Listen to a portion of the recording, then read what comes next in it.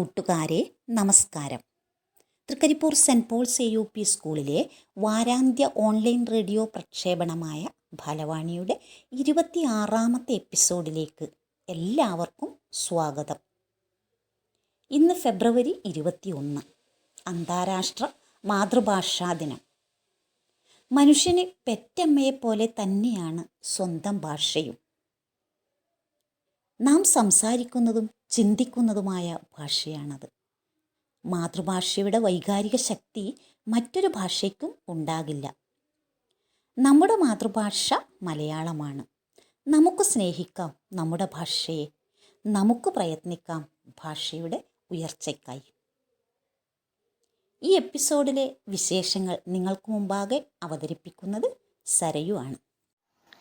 കൂട്ടുകാരെ നമസ്കാരം, ഞാൻ സരയു. ബാലവാണിയുടെ 26ാമത്തെ എപ്പിസോഡിലേക്ക് എല്ലാവർക്കും സ്വാഗതം. പിന്നെ ഇന്നത്തെ അതിഥി ആരാണെന്ന് അറിയണ്ടേ? ഇതാ കേട്ടോളൂ, നമ്മുടെ പ്രിയങ്കരിയായ പ്രധാന അധ്യാപിക സിസ്റ്റർ ഷീന ജോർജിൻ്റെ സ്വാഗത ഭാഷണം. നമസ്കാരം പ്രിയമുള്ളവരെ. ഫെബ്രുവരി 21 ഇൻ്റർനാഷണൽ മദർ ലാംഗ്വേജ് ഡേ. സ്വയവബോധവും സ്വാഭിമാനവും ഉള്ളവർക്ക് മറ്റുള്ളവരെ സ്നേഹിക്കുവാനും ബഹുമാനിക്കുവാനും കഴിയൂ എന്നതുപോലെ തന്നെ നമ്മുടെ ഭാഷയെ സ്നേഹിക്കുകയും അറിയുകയും ചെയ്യുന്നവർ മറ്റു ഭാഷകൾ അറിയുവാനും സ്നേഹിക്കുവാനും തയ്യാറാകും. നമ്മുടെ മാതൃഭാഷയെ സ്നേഹിച്ചുകൊണ്ട് മറ്റുള്ളവരുടെ ഭാഷയെയും അംഗീകരിക്കുവാനും അറിയുവാനും ശ്രമിക്കാം. വായനയെ പരിപോഷിപ്പിക്കാം. പ്രിയമുള്ളവരെ, നമ്മുടെ ഇന്നത്തെ അതിഥി അറിയപ്പെടുന്ന എഴുത്തുകാരൻ ആദരണീയനായ പയ്യന്നൂർ കുഞ്ഞിരാമൻ മാഷാണ്.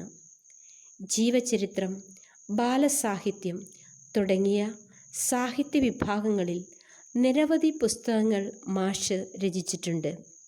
പ്രഗത്ഭനായ അധ്യാപകനാണ്, പ്രഭാഷകനാണ്, സാംസ്കാരിക പ്രവർത്തകനാണ്, ഗ്രന്ഥശാല പ്രവർത്തകനാണ്. ബഹുമാന്യനായ കുഞ്ഞിരാമൻ മാഷിനെ സ്നേഹപൂർവ്വം സ്വാഗതം ചെയ്യുന്നു. തൃക്കരിപ്പൂർ സെൻറ്റ് പോൾസ് AUP സ്കൂളിൽ ബാലവാണി എന്ന പേരിൽ ഓൺലൈനിൽ റേഡിയോ പ്രക്ഷേപണം ചെയ്തു വരുന്നു എന്നറിയുന്നത് വളരെയധികം സന്തോഷം തരുന്ന കാര്യമാണ്. പരസ്പരം അറിയാനും മനസ്സ് പങ്കുവയ്ക്കാനും ഉള്ള ഒരു വഴി എന്നുള്ള നിലയിൽ ഇത്തരം പരിപാടികൾ ഈ കോവിഡ് കാലത്ത് വളരെയധികം പ്രസക്തവും പ്രയോജനകരവുമാണ്.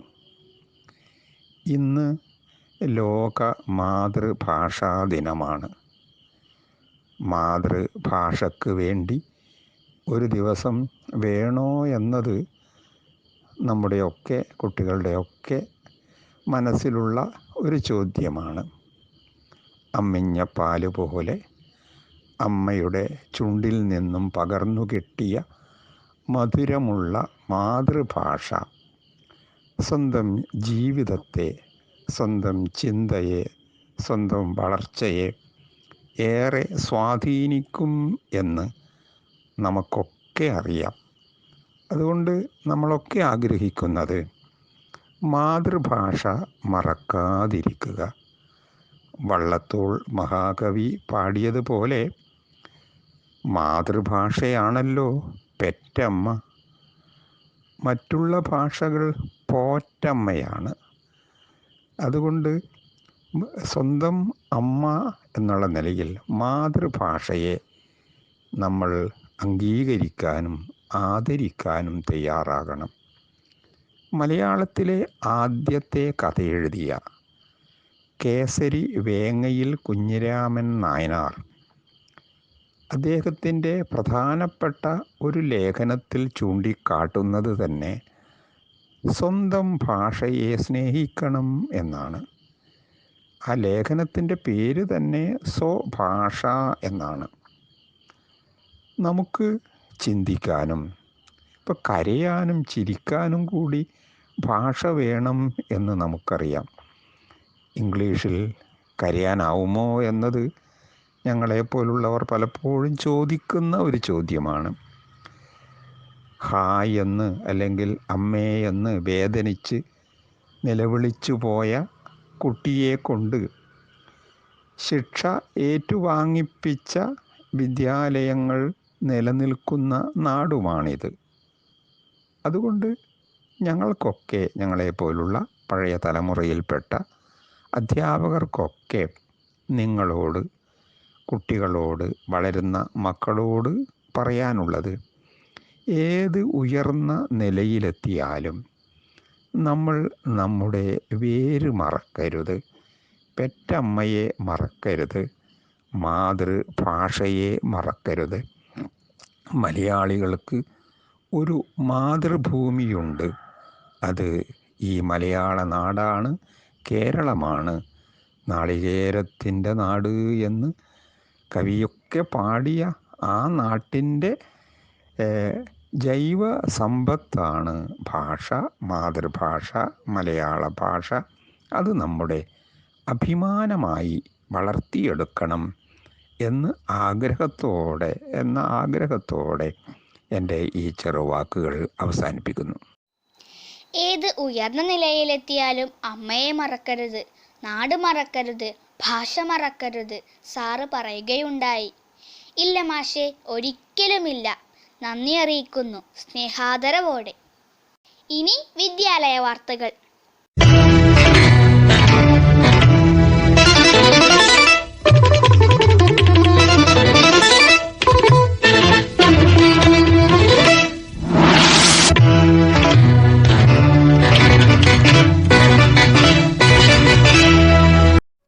വിദ്യാലയ വാർത്തകൾ.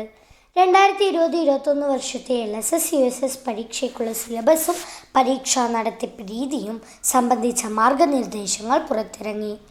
ഏപ്രിൽ 7-നാണ് പരീക്ഷ. 10 മണി മുതൽ 12:20 വരെയാണ് പരീക്ഷാ സമയം. 2020 ഒക്ടോബർ 31 വരെയുള്ള പാഠഭാഗങ്ങളിൽ നിന്നാണ് ചോദ്യമുണ്ടാകുക. കാസർഗോഡ് ജില്ലാ കൗമാര ആരോഗ്യ പരിപാടിയായ പട്ടത്തിൻ്റെ ഭാഗമായി കുട്ടികൾക്കും അധ്യാപകർക്കും ബോധവൽക്കരണ ക്ലാസ് ഓൺലൈനായി സംഘടിപ്പിച്ചു. തുടർച്ചയായി ഒരാഴ്ച നടത്തിയ ക്ലാസ്സിന് വിദഗ്ധരായ കൗൺസിലേഴ്സ് നേതൃത്വം നൽകി.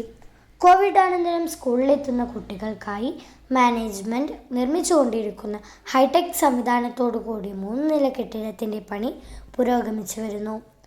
കോവിഡ് പ്രതിസന്ധിയും അതിജീവനവും ഒരു പഠനം എന്ന വിഷയത്തിൽ ഉപജില്ലാ ശാസ്ത്രരംഗം നടത്തുന്ന പ്രൊജക്ട് അവതരണ മത്സരം ഫെബ്രുവരി 24-ന് ബുധനാഴ്ച നടക്കും. ഓൺലൈനായി നടക്കുന്ന മത്സരത്തിൽ സ്കൂളിനെ പ്രതിനിധീകരിച്ച് 7-ാം തരത്തിലെ ഫാത്തിമത്ത് ഹിബ പങ്കെടുക്കും. വാർത്തകൾ കഴിഞ്ഞു. നന്ദി. എത്ര പാട്ടുകളാണ് നമ്മുടെ നാടിനെക്കുറിച്ചും നമ്മുടെ ഭാഷയെക്കുറിച്ചുമുള്ളത്. 3-ാം തരത്തിലെ ഫഹ്മിദ പാടുന്നു. ും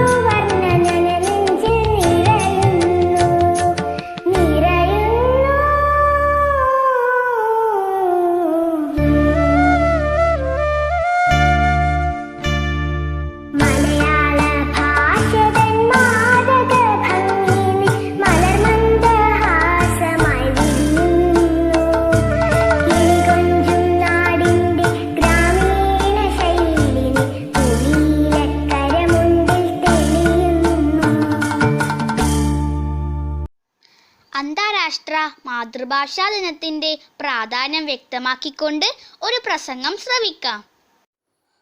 നമസ്തേ, ഞാൻ ഷഹീദ, സെൻറ് പോൾസ് AUP സ്കൂളിലെ 6ാം തരം വിദ്യാർത്ഥിനി. ഫെബ്രുവരി 21 ലോക മാതൃഭാഷാ ദിനം. 1999 നവംബർ 17 യുനെസ്കോ ഫെബ്രുവരി 21 ലോക മാതൃഭാഷാ ദിനമായി പ്രഖ്യാപിച്ചു. 2008 ലോക ഭാഷാവർഷമായി പ്രഖ്യാപിച്ച പ്രസ്താവനയിലൂടെ ഐക്യരാഷ്ട്രസഭയുടെ പൊതുസഭ ഈ ദിനാചരണത്തിന് ഔദ്യോഗിക അംഗീകാരം നൽകി. ബംഗ്ലാദേശിൽ ആചരിച്ചു വരുന്ന ഭാഷാ പ്രസ്ഥാന ദിനത്തിൻ്റെ അന്തർദേശീയ തലത്തിൽ ലഭിച്ച അംഗീകാരമെന്ന നിലയിലാണ് ലോക മാതൃഭാഷാ ദിനത്തിൻ്റെ ഉത്ഭവം. 1952 ഫെബ്രുവരി 21 ബംഗാളി ഭാഷാ പ്രസ്ഥാനത്തിൻ്റെ ഒരു പ്രതിഷേധ സമരത്തിലുണ്ടായ പോലീസ് വെടിവയ്പിൽ കൊല്ലപ്പെട്ടവരുടെ സ്മരണയ്ക്കായാണ് ബംഗ്ലാദേശിൽ ഭാഷാ പ്രസ്ഥാന ദിനം ആചരിക്കുന്നത്. ഭാഷാ സാംസ്കാരിക വൈവിധ്യവും ബഹുഭാഷാത്വവും പ്രചരിപ്പിക്കുക എന്ന ഉദ്ദേശ്യത്തോടെ യുനെസ്കോ ആസ്ഥാനത്തിലും അംഗരാഷ്ട്രങ്ങളിലും ലോക മാതൃഭാഷാ ദിനം വർഷം തോറും ആചരിക്കപ്പെടുന്നു. ലോകത്തെല്ലാവർക്കും ഓരോ സംസാര ഭാഷയുണ്ട്. ലോകത്തേക്ക് കടന്നു വരുന്ന ഓരോ മനുഷ്യജീവനും ഒരു ഭാഷയുടെ നടുവിലാണ് പിറന്നു വീഴുന്നത്. അവയ്ക്ക് അവയുടേതായ സവിശേഷതയുമുണ്ട്. ഈ സവിശേഷതകളെ ആഘോഷിക്കുകയെന്ന ലക്ഷ്യത്തോടെയാണ് UN വർഷത്തിൽ ഒരു ദിവസം മാതൃഭാഷാ ദിനമായി ആചരിക്കാൻ തീരുമാനിച്ചത്. നന്ദി, നമസ്കാരം. നമസ്കാരം. പ്രശസ്ത കവി ONV കുറുപ്പിൻ്റെ മലയാളം. എത്ര സുന്ദരമെൻ്റെ മലയാളം, മുത്തുപവിഴങ്ങൾക്കൊരുത്തൊരു പൊന്നു നൂൽ പോലെ. എത്ര സുന്ദരമെൻ്റെ മലയാളം, മുത്തുപവിഴങ്ങൾക്കൊരുത്തൊരു പൊന്നു നൂൽ പോലെ. മണ്ണിൽ വീണു കുരുത്ത നെന്മണി വിത്തുമുള പൊട്ടി, മിന്നുമീരില വീശിടുമ്പോൾ എത്ര ഈരടികൾ. മണ്ണിൽ വേർപ്പു വിതച്ചവർ തൻ ഈണമായി വന്നു, അന്നു പാടിയ പാട്ടിലൂഞ്ഞാലാടി മലയാളം. മണ്ണിൽ വീണു കുരുത്ത നെന്മണി വിത്തുമുള പൊട്ടി, മിന്നുമീരില വീശിടുമ്പോൾ എത്ര ഈരടികൾ. മണ്ണിൽ വേർപ്പു വിതച്ചവർ തൻ ഈണമായി വന്നു, അന്നു പാടിയ പാട്ടിലൂഞ്ഞാലാടി മലയാളം. കൊഞ്ചലും കുറുമൊഴികളും പോയി കഥകൾ പലതോതി, നെഞ്ചണച്ചൊരു ഗുരു വളർത്തിയ കിളിമകൾ പാടി. ദേവദൈത്യ മനുഷ്യവർഗ മഹാചരിത്രങ്ങൾ തേക്കിനിയും വാക്കിലോതി വളർന്നു മലയാളം. ദേവദൈത്യ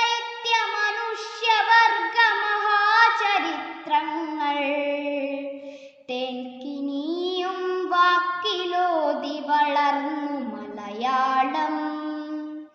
എത്ര സുന്ദരം എത്ര സുന്ദരം എൻ്റെ മലയാളം. മുത്തുപവിഴങ്ങൾ കൊരുത്തൊരു സ്വർണ്ണമാലിക പോൽ. മുത്തുപവിഴങ്ങൾ കൊരുത്തൊരു സ്വർണ്ണമാലിക പോൽ. എത്ര സുന്ദരം എത്ര സുന്ദരം എൻ്റെ മലയാളം. നന്ദി. ഇപ്പോൾ കേട്ട കവിത ആലപിച്ചത് നക്ഷത്ര.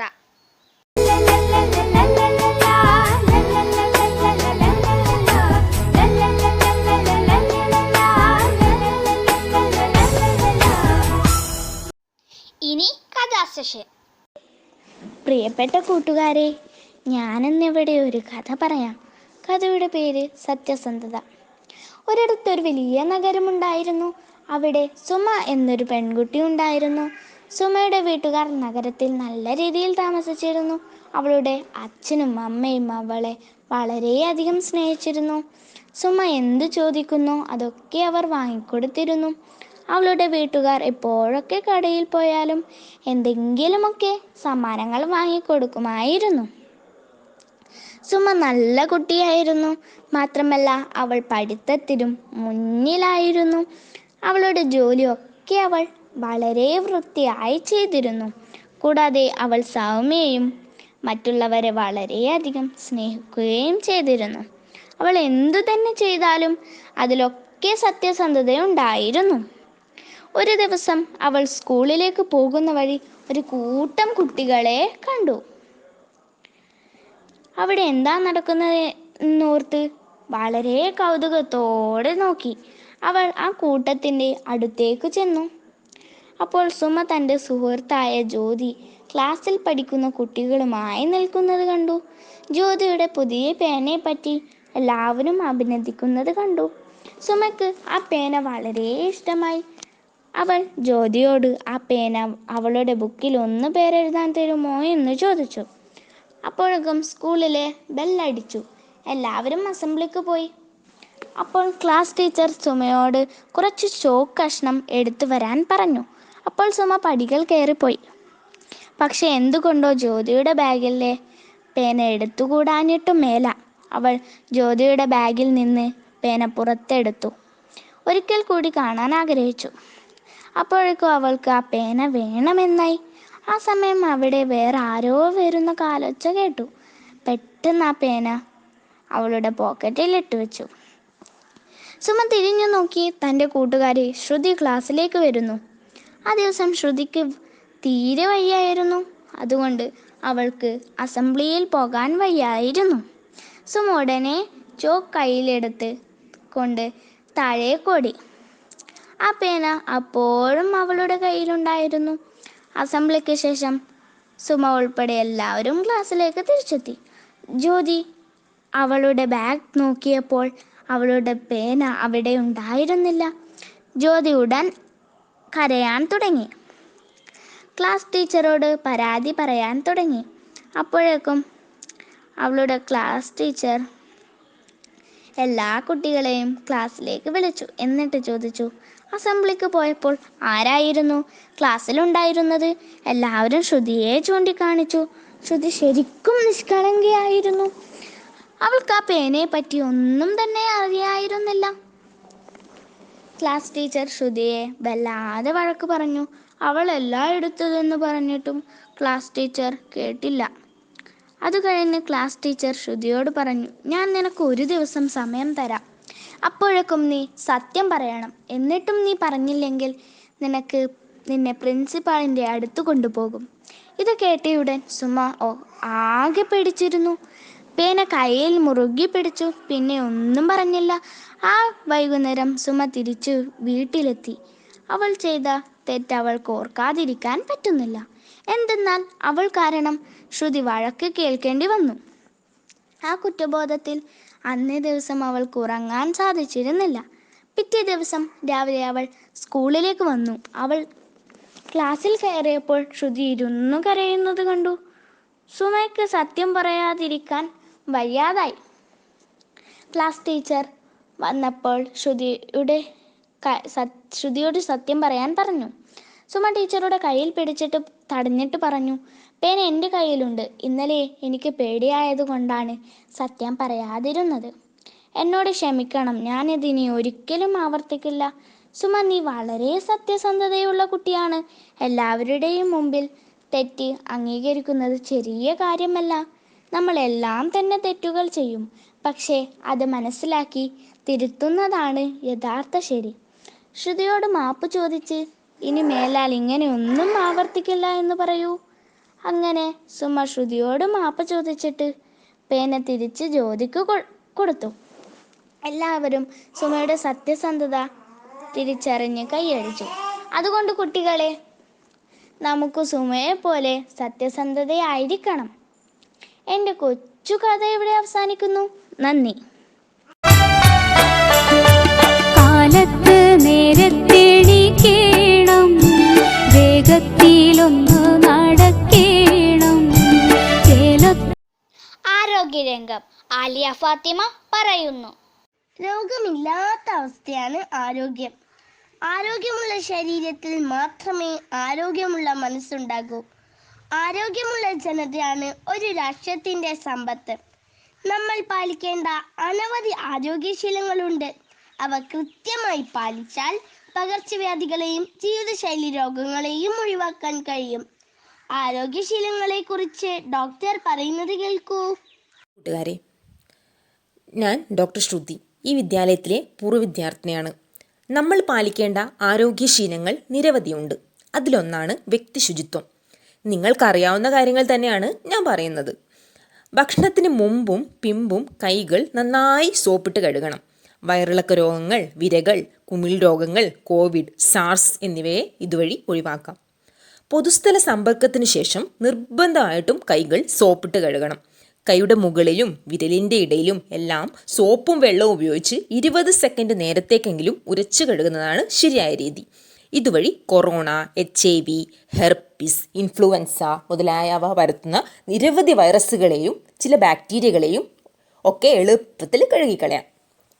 ചുമക്കുമ്പോഴോ തുമ്മുമ്പോഴോ തൂവാല കൊണ്ടോ മാസ്ക് കൊണ്ടോ മുഖം മറക്കുക. മറ്റുള്ളവർക്ക് രോഗം പകരാതിരിക്കാനും നിശ്വാസവായുവിലെ രോഗാണുക്കളെ തടയാനും തൂവാല ഉപകരിക്കും. നഖം വെട്ടി വൃത്തിയാക്കുക.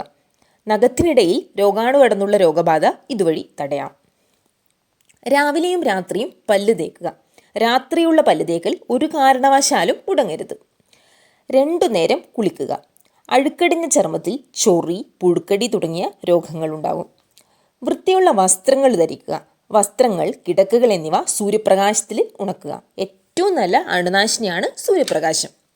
അടിവസ്ത്രങ്ങൾ ദിവസവും കഴുകി ഉണക്കണം. ഇതൊക്കെ നിങ്ങൾ ചെയ്യുന്നുണ്ടാവുമെന്നറിയാം. മറന്നു പോകുന്നവർക്കായി ഒരു ഓർമ്മപ്പെടുത്തലാണിത്. ആരോഗ്യമാണ് ഏറ്റവും വലിയ സമ്പത്ത്. അത് മറക്കരുതേ. ആരോഗ്യ സൗഖ്യം നേർന്നുകൊണ്ട് നിർത്തട്ടെ. നന്ദി. വയറേ ശരണം പാടി നടക്കും പൊണ്ണത്തടിയൻ കുഞ്ഞവറാൻ. കണ്ണിൽ കണ്ടതു തിന്നു നടന്നു കയ്യും വായും കഴുകാതെ. രോഗാണുക്കൾ മെല്ലെ മെല്ലെ കുഞ്ഞവറാനെ പിടികൂടി. വയറിനു വേദന, പല്ലിനു വേദന, വേദന വേദന സർവത്ര. ഒന്നും തിന്നാൻ കഴിയാതൊടുവിൽ നിലവിളിയായി പാവത്താൻ. വൈദ്യരു വന്നു, ഡോക്ടർ വന്നു, ബഹളം കൊണ്ടൊരു പൊടിപൂരം. ആഹാരത്തിനു മുമ്പും പിമ്പും കയ്യും വായും കഴുകേണം. ശുചിയായിട്ടു നടന്നില്ലെങ്കിൽ രോഗം നമ്മെ പിടികൂടും. 2ാം തരത്തിലെ ആരാധ്യ പാടിയ പാട്ട് എല്ലാവരും ശ്രദ്ധിച്ചല്ലോ.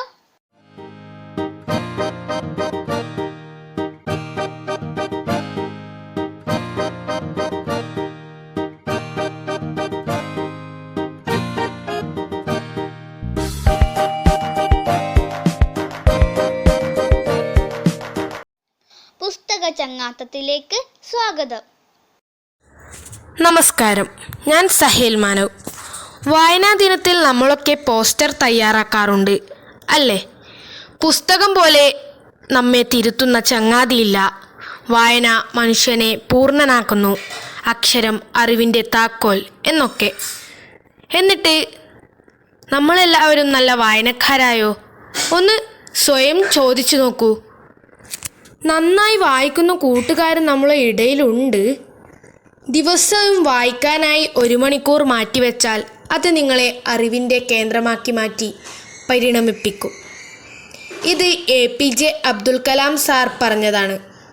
അതേ കൂട്ടുകാരെ, നമുക്ക് വായിക്കാം, വളരാം.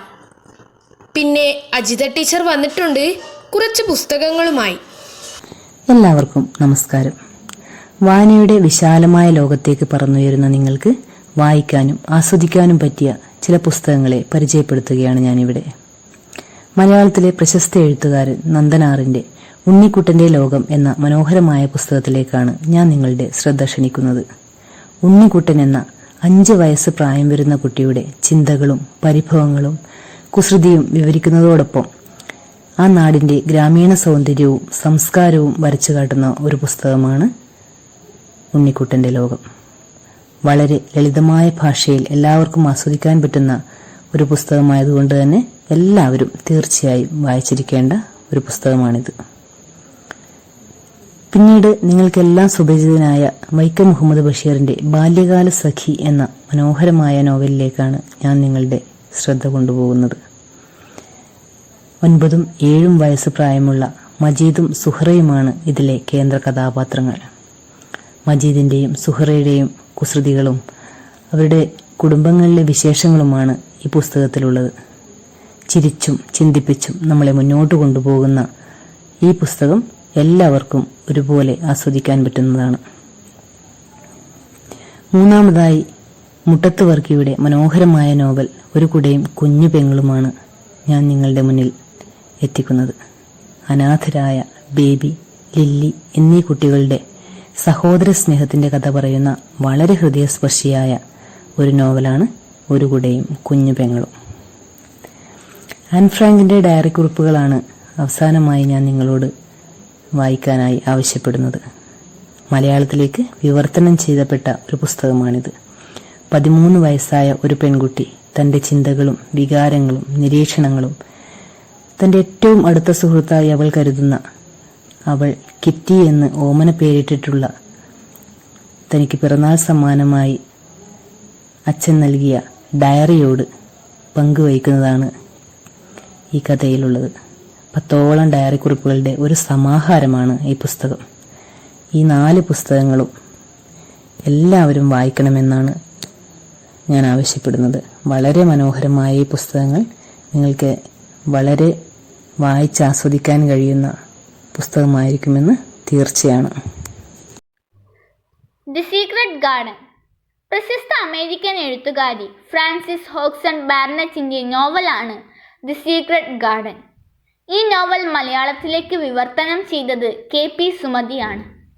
വായിച്ച പുസ്തകങ്ങളിൽ എന്നെ ഇത്രയധികം രസിപ്പിച്ച വേറൊന്ന് ഉണ്ടായിട്ടില്ലെന്നു തന്നെ പറയാം. ഒരു ഗാർഡനും അതിൻ്റെ പരിചരണവും കുട്ടികളിലുണ്ടാക്കിയ മാറ്റങ്ങൾ ഈ നോവലിൽ രസകരമായി അവതരിപ്പിക്കുന്നു. മേരി, ഡിക്കൻ, കോളിൻ എന്നിവരാണ് ഈ നോവലിലെ കേന്ദ്ര കഥാപാത്രങ്ങൾ. തൻ്റെ അച്ഛനമ്മമാരുടെ സ്നേഹവാത്സല്യങ്ങൾ ലഭിക്കാതെ വളർന്ന ഒരു കുട്ടിയാണ് മേരി. അവൾക്ക് വിളർച്ചയും അതുമൂലമുള്ള ആരോഗ്യക്കുറവും ഉണ്ടായിരുന്നു. അവളുടെ അച്ഛനും അമ്മയും കോളറ ബാധിച്ചു മരിച്ചപ്പോൾ മേരിയുടെ ഉത്തരവാദിത്തം അവളുടെ അമ്മാവൻ ഏറ്റെടുത്തു. അമ്മാവൻ്റെ വീടായ മിസൽവറ്റിൽ നിന്നും വെറുതെ ഇരിക്കുക മാത്രമല്ല ജീവിതം എന്നവൾ മനസ്സിലാക്കി. അവൾക്ക് ഡിക്കൻ എന്ന കൂട്ടുകാരനെ ലഭിച്ചു. ആ ഗ്രാമത്തിലെ എല്ലാ ജീവികളുടെയും ചങ്ങാതിയായിരുന്നു ഡിക്കൻ. മിസൽവറ്റിൽ എല്ലാവരും രഹസ്യമായി വെച്ച മരിക്കാൻ പോകുന്ന ഒരു സീക്രട്ട് ഗാർഡൻ അവൾ കണ്ടെത്തി. മരിക്കാൻ പോകുന്ന ആ ഗാർഡനെ അവർ തിരിച്ചു കൊണ്ടുവന്നു. 100 മുറികളുള്ള ആ ബംഗ്ലാവിലെ ഒരു മുറിയിൽ രഹസ്യമായി പാർപ്പിച്ചിരുന്ന അമ്മാവൻ്റെ മകൻ കോളിനെ ഇതിനിടെ അവൾ കണ്ടെത്തി. ഞാൻ ഇപ്പോൾ മരിക്കും എന്ന ഒരൊറ്റ ചിന്ത മാത്രമാണ് എപ്പോഴും അവൻ്റെ മനസ്സിലുണ്ടായിരുന്നത്. അതിനാൽ അവൻ കിടപ്പിൽ നിന്ന് എഴുന്നേൽക്കാൻ പോലും തയ്യാറായിരുന്നില്ല.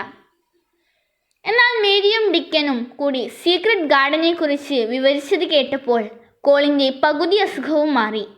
പുറത്തു പോകാൻ പോലും ഇഷ്ടമല്ലാത്ത കോളിൻ ആ സീക്രട്ട് ഗാർഡനിലേക്ക് പോവുകയും അവൻ എഴുന്നേറ്റ് നടക്കുകയും ചെയ്തു. നാട് ചുറ്റാൻ പോയ മേരിയുടെ അമ്മാവൻ തിരിച്ചു വന്നപ്പോൾ കണ്ടത് തൻ്റെ മകൻ ഓടിച്ചാടി കളിക്കുന്നതാണ്. ഒരു സീക്രട്ട് ഗാർഡൻ മാറ്റിമറിച്ചത് 2 കുട്ടികളുടെ ജീവിതമാണ്. മേരിയുടെ വിളർച്ചാ രോഗവും കോളിൻ്റെ താൻ ഇപ്പോൾ മരിക്കുമെന്ന ചിന്തയും. പ്രകൃതിക്ക് അവരുടെ രോഗങ്ങളെല്ലാം മാറ്റാൻ സാധിച്ചു. ഒരു മായാജാലമാണ് പ്രകൃതി. കുട്ടികൾ ഒരിക്കലും വീടിനുള്ളിൽ അടച്ചു കഴിയേണ്ടവരല്ല. അവർ പ്രകൃതിയോടിണങ്ങി കളിച്ച് ചിരിച്ചു വളരേണ്ടവരാണ് എന്നാണ് ഈ നോവലിലൂടെ ഫ്രാൻസിസ് ഹോക്സൺ ബാർണറ്റ് നമ്മോട് പറയുന്നത്. പുസ്തക പരിചയം നടത്തിയത് പ്രിയനന്ദ.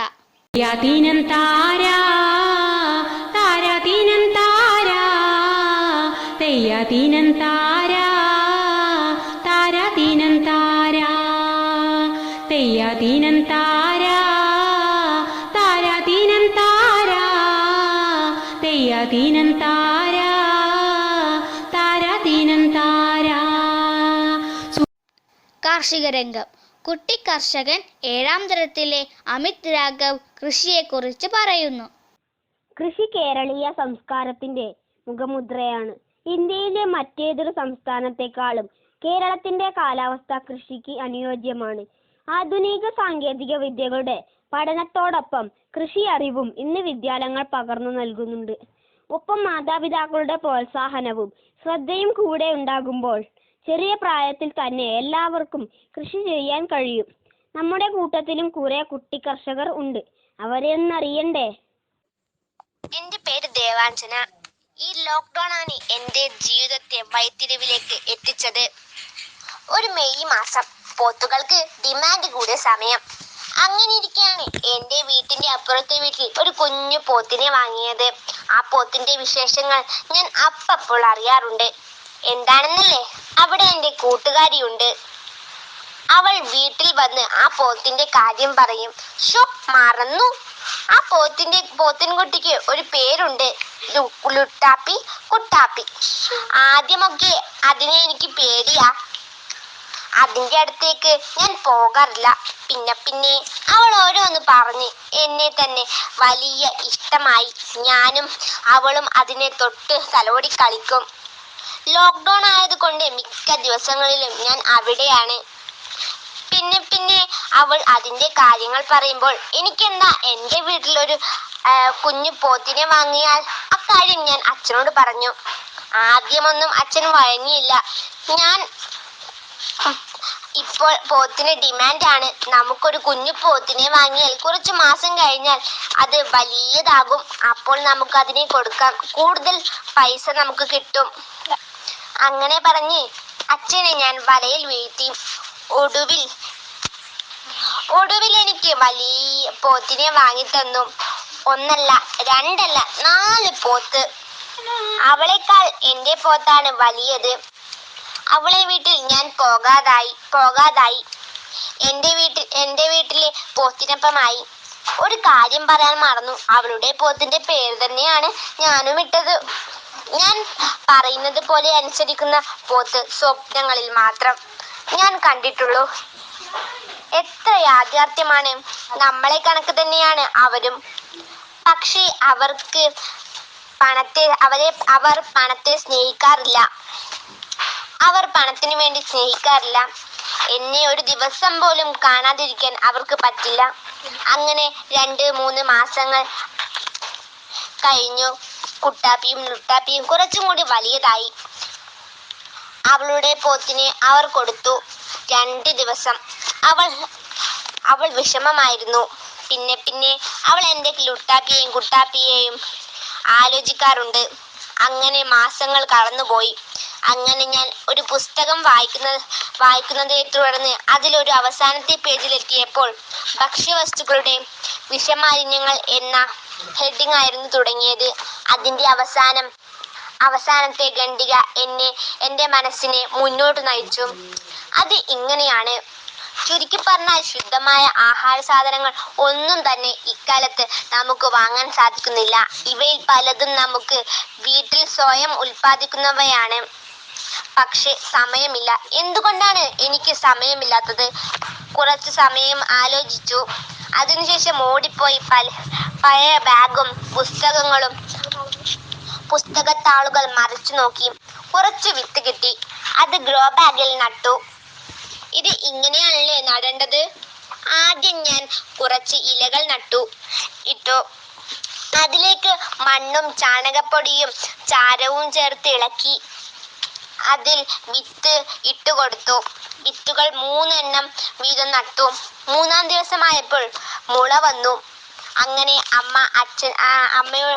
അച്ഛനോട് സാധനങ്ങൾ വാങ്ങാൻ ലിസ്റ്റ് കൊടുത്തപ്പോൾ അതിന്റെ അവസാനം തക്കാളി, പച്ചമുളക്, വെളുത്തുള്ളി, ഉരുളക്കിഴങ്ങ് എന്നിവ എന്റെ ദൃഷ്ടിയിൽപ്പെട്ടത്. എന്തുകൊണ്ടാണ് ഇവയൊക്കെ വീട്ടിൽ ഉൽപ്പാദിക്കാത്തത്? അച്ഛൻ വാങ്ങിക്കൊണ്ടുവന്ന സാധനങ്ങളിൽ നിന്ന് ഒരു തക്കാളിയും പച്ചമുളകും വെളുത്തുള്ളിയും അങ്ങനെ അമ്മയെ കാണാതെ എടുത്തു. തക്കാളി മുറിച്ച് അതിന്റെ വിത്ത് എടുത്ത് നട്ടു. പച്ചമുളക് അതുപോലെ തന്നെ. ഉരുളക്കിഴങ്ങും വെളുത്തുള്ളിയും എങ്ങനെ നടും എന്നല്ലേ ആലോചിക്കുന്നത്? വെളുത്തുള്ളി ഒരു കുപ്പിയിലാക്കി നാം കുടിക്കുന്ന ഭാഗത്തിന് അത് മുറിച്ച് അതിൽ വെള്ളമൊഴിച്ച് വെളുത്തുള്ളി അതിൽ ഇട്ട് വെക്കുക. 3 ദിവസം ആകുമ്പോൾ തന്നെ അതിൽ വേരുകൾ വരാൻ തുടങ്ങും. അപ്പോൾ മണ്ണ് നിറച്ച് ഓരോ അല്ലിയായി നടുക. പിന്നെ ഉരുളക്കിഴങ്ങ് ഒരു തണുപ്പുള്ള പ്രദേശത്ത് വെക്കുമ്പോൾ തന്നെ അതിന് മുള വരാൻ തുടങ്ങും. അത് ചാക്കില് ഗ്രോ ബാഗിലേക്ക് മാറ്റുക. ഒരു 4 മാസമാകുമ്പോൾ തന്നെ നമ്മൾ നട്ട എല്ലാ ചെടികളിൽ നിന്നും കായഫലം തരാൻ തുടങ്ങും. എന്റെ വെള്ളരി പറിച്ചെടുക്കാനായി. പിന്നെ വെളുത്തുള്ളിയും ഉരുളക്കിഴങ്ങും. തണ്ട് ഉണങ്ങുമ്പോൾ അത് മണ്ണിൽ നിന്ന് പറിച്ചെടുക്കാം. ദേവാഞ്ജനയുടെ കൃഷി അനുഭവം കേട്ടപ്പോൾ കൃഷി ചെയ്യണമെന്ന് തോന്നുന്നുണ്ട് അല്ലേ? മണ്ണൊരുക്കാം കൂട്ടരേ, മനസ്സൊരുക്കാം കൂട്ടരേ, മണ്ണറിഞ്ഞേ പണിയെടുത്ത് മുന്നേറാം കൂട്ടരേ. വിതച്ച് നേടിയ നാടിത്, കൊയ്തു നേടിയ നാടിത്, മണ്ണറിഞ്ഞേ പണിയെടുത്ത് മുന്നേറാം കൂട്ടരേ. നീർനിറഞ്ഞ തടത്തിനായി ഒത്തുചേരാം കൂട്ടരേ, മണ്ണറിഞ്ഞേ പണിയെടുത്ത് മുന്നേറാം കൂട്ടരേ. തണലു തീർക്കാൻ കുട നിവർത്തി മരങ്ങൾ നിൽക്കും മണ്ണിത്, മണ്ണറിഞ്ഞേ പണിയെടുത്ത് മുന്നേറാം കൂട്ടരേ. കരുത്താകൂ മണ്ണിന്, കാവലാകൂ മണ്ണിന്, മണ്ണറിഞ്ഞേ പണിയെടുത്ത് മുന്നേറാം കൂട്ടരേ. പൊന്നു വിളയും മണ്ണിത്, പൊന്നുപോലെ കാക്കണം, മണ്ണറിഞ്ഞേ പണിയെടുത്ത് മുന്നേറാം കൂട്ടരേ. കാലം കാക്കും സ്വപ്നമെല്ലാം സഫലമാക്കാം കൂട്ടരേ, മണ്ണറിഞ്ഞേ പണിയെടുത്ത് മുന്നേറാം കൂട്ടരേ.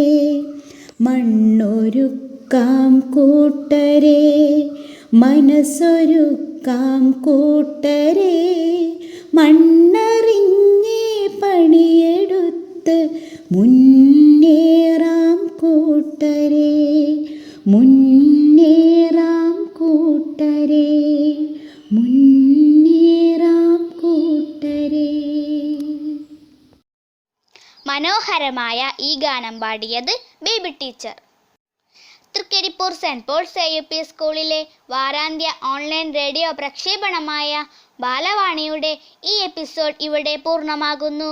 അടുത്തയാഴ്ച വീണ്ടും കേൾക്കാം. അതുവരെ കാത്തിരിക്കുക.